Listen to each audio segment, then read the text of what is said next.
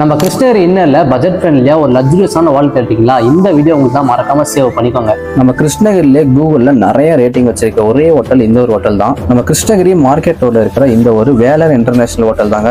இவங்க கிட்ட டோட்டலா 3 டைப் ஆஃப் ரூம் பார்த்தீங்கன்னா அவைலபிளா இருக்கு.